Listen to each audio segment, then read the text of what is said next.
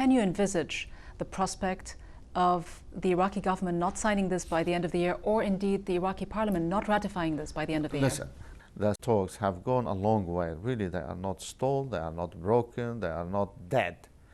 They are pretty alive. So we think it's possible, it's doable. But let's hypothetically think, okay, or calculate that it may not be easy to conclude a SOFA in July, okay, or by the end of the year. Then the options for us, for Iraq, these forces cannot, they need a legal framework. So the alternative is to go back to the Security Council, request for another extension for another year. Is that something you could envisage? It's a possibility. I mean, that's the other alternatives. There are other alternatives also, but unfortunately I cannot reveal them to you because they are part of our ongoing talks and negotiations. But I'm giving you this example to show that we've been thinking of a number of alternatives for each of the difficulties. Among those opposing it, US officials say, is Iran, that Iran wants to scuttle the negotiations. Do you think they have a point, given the fact that Iran may have serious legitimate concerns of having yet another military US base at its border? Iran has some concerns, which we fully understand, and other neighbors also, that whatever this agreement will entail, but it should not be a threat to their national security, that this arrangement should not lead to Iraq being used by the US forces for offensive actions against them, okay? And we've made this absolutely clear to the Iranian, to the Turks, to the Arab countries, and it is embedded in the agreement very clearly. Can you state categorically then that you will not sign any agreement that doesn't prohibit the US from launching any military attacks on any neighboring countries without the express consent of the Iraqi government? Absolutely, absolutely. Is that stated categorically? It is stated categorically. That the US cannot launch any offensives? Through this agreement or the terms, the language we have used, absolutely. But is it an issue of intent or is it an issue of prohibition? No, it's prohibition. It's stated very clearly in the agreement. We spend hours and hours to iron out, to see the right language for this term of reference. So what would it say? That the US cannot launch an attack? No, Iraq will not be used, okay, for any offensive actions against any of Iraq's neighboring countries. But that's not the same as saying the US is prohibited from launching attacks. No, but it's very clear. I think the meaning is the same. Another sticking point in this agreement is to what extent will Iraq cede control over its airspace to the US? What are your red lines on this? Listen, let's be very clear here, okay? The Americans have been very candid, direct with us. If we as Iraqis have the capabilities, the technical means to be able to control our airspace, they will hand it over to us today instead of tomorrow, okay? But the reality is no, okay? And since they have forces and troops on the ground, they cannot be exposed. So that's why really the control of the airspace, whatever, is part of Iraqi capacity buildings in terms of training, of equipment, of control, and so on.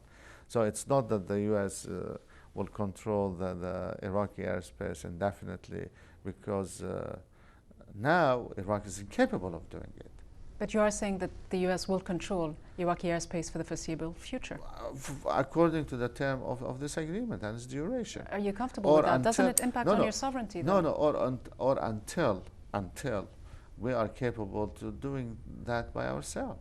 But isn't that a major issue of sovereignty? No, it's an issue of sovereignty, but at the same time, this is mandated by the Security Council resolution. Will Iraq allow the US to station nuclear weapons on its territory? Well, this has not been part of the discussion or negotiation at all. Do you know whether the US has nuclear weapons on Iraqi territory? I don't think so. It's an important issue for the Iraqi people to know. I know, absolutely not. You don't think so, or you know for a fact that they don't? In fact, we are trying to get rid of the remnants of Saddam's nuclear program, let's say, or the yellow cake, you see, to send it away from it. But you say you don't know, Mr. Minister. Do you not know, or do you know for a fact that the U.S. does not have nuclear weapons? I really in Iraq? don't know. I doubt it very much also. But you're not... No. Okay. You're not 100% sure? No. As far as I know, according to my information, no. There are concerns that these agreements may mean that the U.S. will have the authority indefinitely to detain Iraqis. And there are reports that there are some 22,000 Iraqis under U.S. internment. Is that acceptable to your government? This is now being negotiated. This is one of the sensitive issues. Whether this Iraqi could be detained when the U.S. forces are in action, okay? When there is a real, clear danger or threat, or whether they will go about and arrest and detain Iraqis, okay? This needs to be coordinated through some partnership mechanisms. And this is where we are at the negotiation. So there may be the possibility for the U.S. to detain a foreign force, to detain your own people without access to Iraqi courts? No, it has to be with some coordination with the Iraqi authorities. Will an Obama or McCain presidency be better for Iraq? I know it's an issue for the U.S. Voters to decide, but what would be better for Iraq? I will not commit me to support either. But let's look at their positions. They're very different. This is a decision for the American public to do. In fact, we respect, their choice for the next president, the next administration, but it's not up to an Iraqi official or the foreign minister of Iraq to make a judgment here. You spoke to McCain, though, yes. And he's been saying that the U.S. will stay in Iraq as long as it takes, maybe even 100 years. That's, I assume, not for the love of Iraq. What are his real goals and intentions in Iraq? No, I think he believes, he was a supporter, actually, as he said yesterday in the press conference, of Iraqi Democrats for many years, even before the war.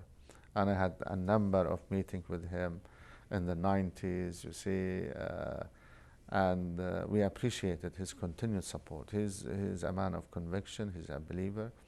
Obama visited us in Baghdad some times ago. I believe he is visiting Iraq again, okay?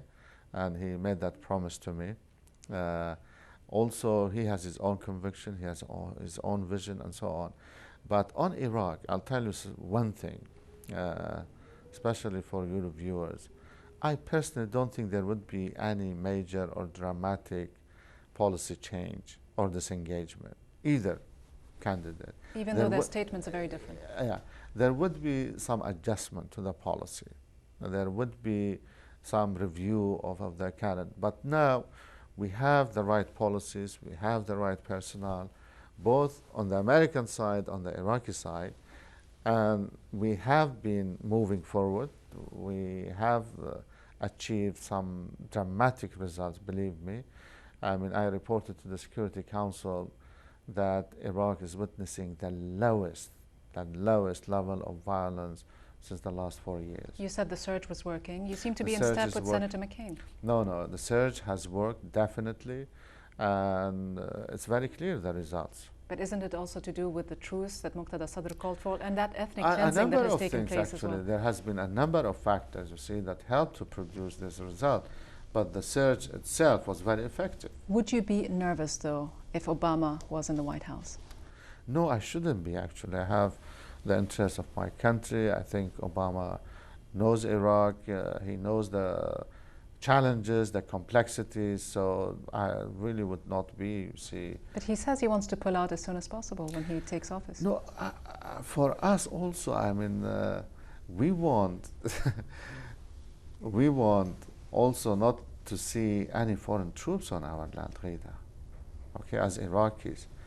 And that's really, about pulling troops or to have a gradual redeployment and so on is going to take place. But then you're signing an agreement that seems to reinforce the notion of the U.S. troops staying in your country. We need them for the time being. There is a difference between washing off your hand and just cut and run, you see, and the notion, no, this has to be worked out very closely in consultation with the Iraqi government, with the military commanders on the field, and also to look at the broader picture in the region. What would be the best interest of the United States to do? This administration has only a few months, you see, to leave office.